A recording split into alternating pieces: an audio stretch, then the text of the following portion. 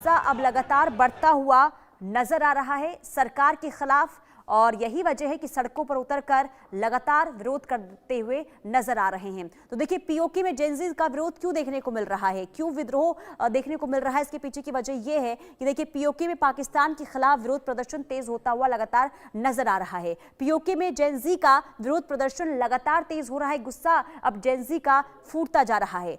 पाकिस्तान के खिलाफ छात्रों का हल्ला बोल देखने को मिल रहा है और जो छात्र हैं सड़कों पर उतर आए हैं। शहबाज और पाक आर्मी के विरोध में आंदोलन अब छात्रों ने तेज कर दिया है। मुजफ्फराबाद, मीरपुर, रावलकोट में विरोध प्रदर्शन है और यहां की स्थिति बेहद खराब इस वक्त नजर आ रही है। पीओके में जेनजी खुलकर बगावत पर उतर आई है और सरकार के खिलाफ नारेबाजी भी जो छात्र हैं करते हुए नजर आ रहे हैं। मुनीर ने छात्रों पर गोलियां तक चलवा दी है। इसके साथ ही जेनजी ने शहबाज मुनीर की टेंशन बढ़ा दी है क्योंकि जो जेनजी हैं वो अब किसी भी सूरत में पीछे हटने को तैयार नहीं है। पीओके में विद्रोह को चलने के लिए कोशिशें तमाम की जा रही है सरकार की तरफ से, वहां की सेना की तरफ से, और एक बार फिर से पीओके में आजादी की मांग जो है वो तेज हो गई है। हर जगह एक ही आवाज गूंज रही है, पाकिस्तानियों देश छोड़ो। पाक आर्मी से आजादी के नारे और भी ज्यादा बेचैनी अब पाकिस्तानी सेना और सरकार के अंदर देखने को मिल रही है। इसके अलावा मुजफ्फराबाद और मीरपुर में छात्रों ने नारे लगाए, यानी कि पाकिस्तानी देश छोड़ो के नारे लगाए गए। पाक आर्मी गो बैक और आजादी चाहिए जैसे नारे लगाते हुए छात्र नजर आ रहे हैं। कैंप्स में लगे पाक आर्मी गो बैक के नारे, यानी कि वहां पर कैसे स्थिति अब दिनों दिन खराब हो रही है, आप इसे देखकर समझ सकते हैं। यानी कि लगातार देखिए जो जेनजी है वहां पर अब विरोध प्रदर्शन करते हुए विद्रोह की लहर देखने को मिल रही है, लेकिन जो स्थिति बनी हुई है, जो विद्रोह छात्रों का देखने को मिल रहा है, उससे कहीं ना कहीं वहां की जो सरकार है, वहां की जो सेना है इस वक्त बेचैन नजर आ रही है और हाथ पांव फूले हुए नजर आ रहे हैं वहां की सरकार के। हमारे साथ कर्नल टीपी त्यागी रक्षा विशेषज्ञ जुड़ चुके हैं, मनन द्विवेदी विदेश मामलों के जानकार जुड़ चुके हैं। आप दोनों का इस चर्चा में बहुत स्वागत है सर। सबसे पहले कर्नल टीपी त्यागी सर, मैं आपके पास आऊंगी क्योंकि देखिए पीओके में जेनजी जो अब सड़कों पर उतर आई है, किस तरीके से अब इस स्थिति को आप देख रहे हैं? क्या अब आगे आने वाले दिनों में पाकिस्तान के हालात हो सकते हैं?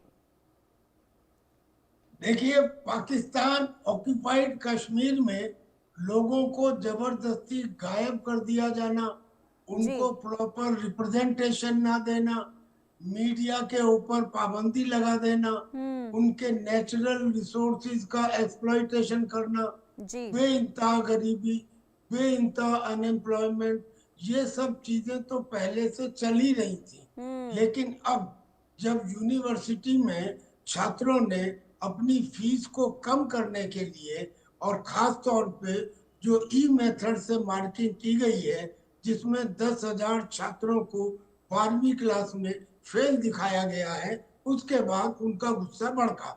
उन्होंने मामूली प्रदर्शन किया। प्रदर्शन के बाद वो वहाँ के वाइस चांसलर के पास गए।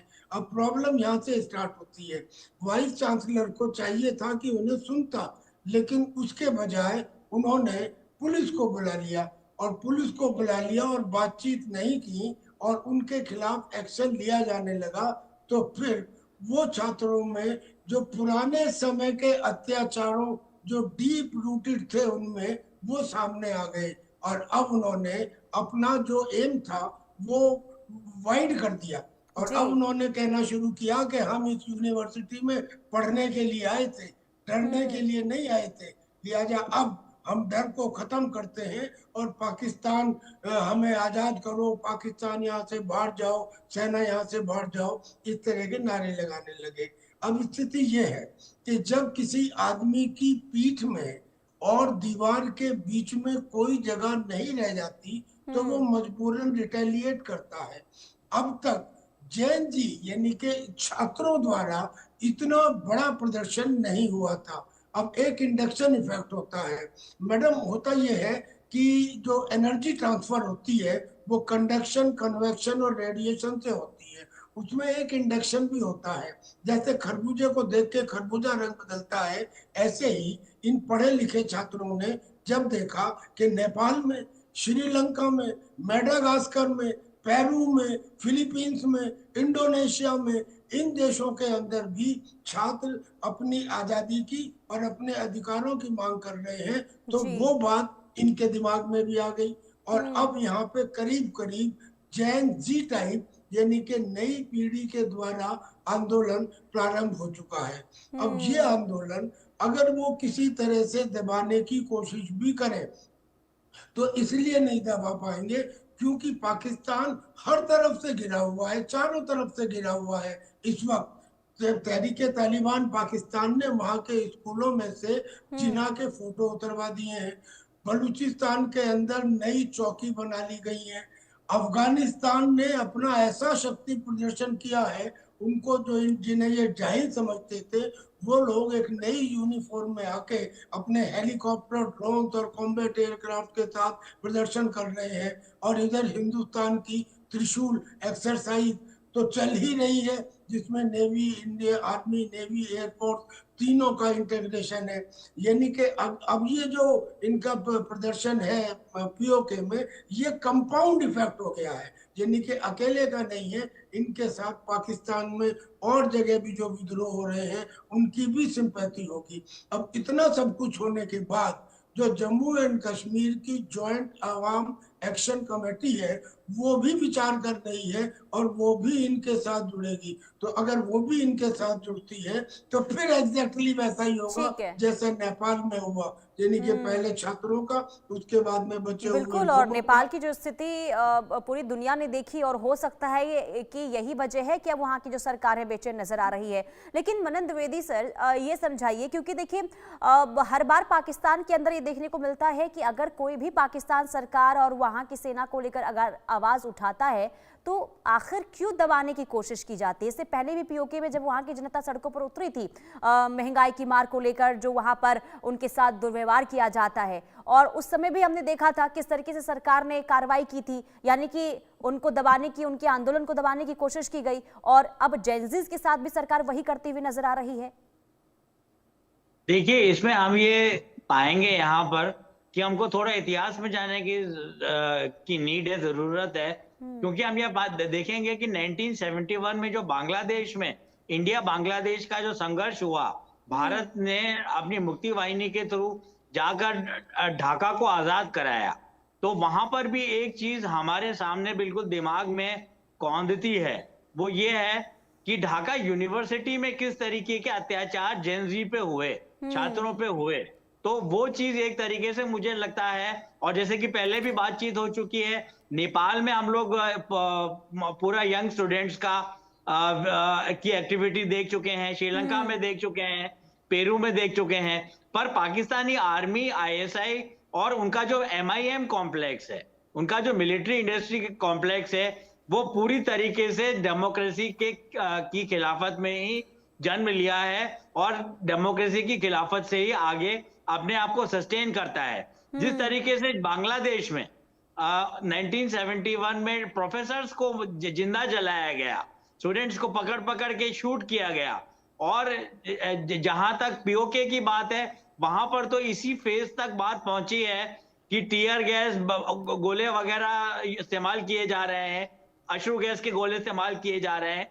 पर ऐसी भी न्यूज है कि वहां पर भी स्टूडेंट्स को का खात्मा किया जा रहा है। तो मुझे लगता है कि ये एक तरीके की एक ऐसी गन है जो पाकिस्तान ने भारत में इस्तेमाल करने की कोशिश की। पर जैसा कि पंडित जवाहरलाल नेहरू ने कहा है कि ये गन अगर आप किसी और पे साधोगे तो उसको उलट के गोली आपके ऊपर भी लगती है। मैं 2016 के, मुझे 1 मिनट दीजिए, 2016 के जो जवाहरलाल नेहरू विश्वविद्यालय में जो संघर्ष हुआ, जो डिसेंट के नाम पर भारत सरकार को बदनाम किया गया और आजादी का एक बेतुका और बड़ा घिनौना नारा दिया गया, उसको हम रिवर्स करके देखें तो जो जेएनयू में हुआ या भारत के और विश्वविद्यालय में हुआ, जेनजी पीओके के इतिहास में जाकर, पीओके के कॉन्स्टिट्यूशनल फ्रेमवर्क में जाकर यही बात पाकिस्तान गवर्नमेंट और आईएसआई के अगेंस्ट साबित कर रही है। और जिस तरीके से उन्हें दबाया जा रहा है,